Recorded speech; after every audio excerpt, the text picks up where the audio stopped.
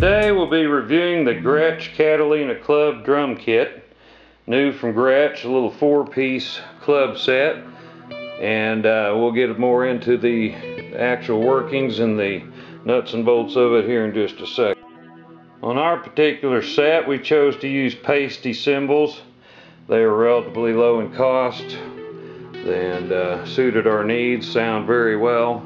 We have a ride, 20-inch ride, a 16-inch crash over here, and 14-inch hi-hat. Another thing you might notice we've used are moon gels on the toms, the top heads. We have one on the little shell tom and then 2 on the big floor tom.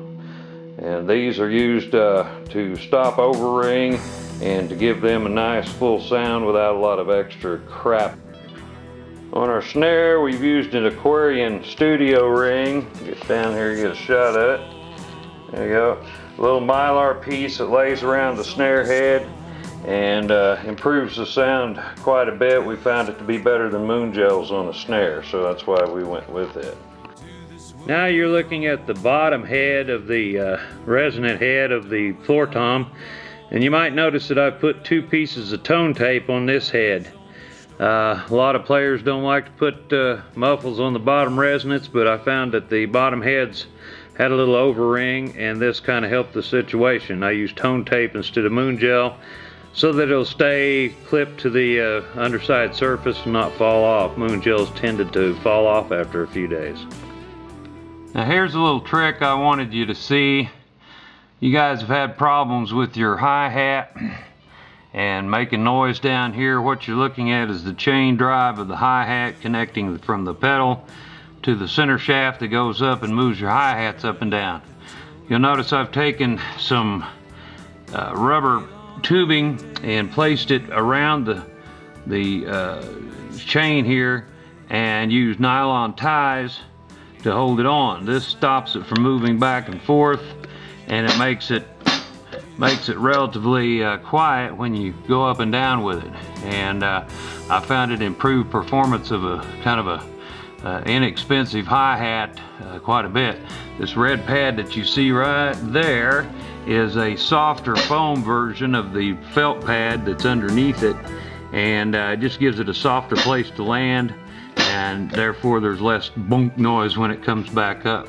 This may be something you'd like to try on your hi-hat. If you've got a worn out one or one that's kind of noisy, it'll help you quite a bit. Another little item we've installed on the set is a Remo bass batter patch that allows you to put this on here, and then when you of course strike it with the beater pedal, you're striking the patch instead of your head. So this is a relatively inexpensive thing that you can add to your kit that will definitely save you some bucks later on when you have to buy a head. Another thing you might notice is inside my drum, my bass drum, is a big pillow. This is for dampening. It's actually a Father's Day pillow from many years ago, and I put it in there that my daughters made me. But a big pillow inside a bass drum is a real nice muffling trick and gives your bass drum that tight sound. So give it a try. This concludes our little review of the GRETCH Catalina Club set. We really like this set for our studio work and also for small clubs, things of that nature. We really have a good time with it, and it serves our purposes very well. So this is Randy saying thanks, and we'll see you next time. Bye-bye.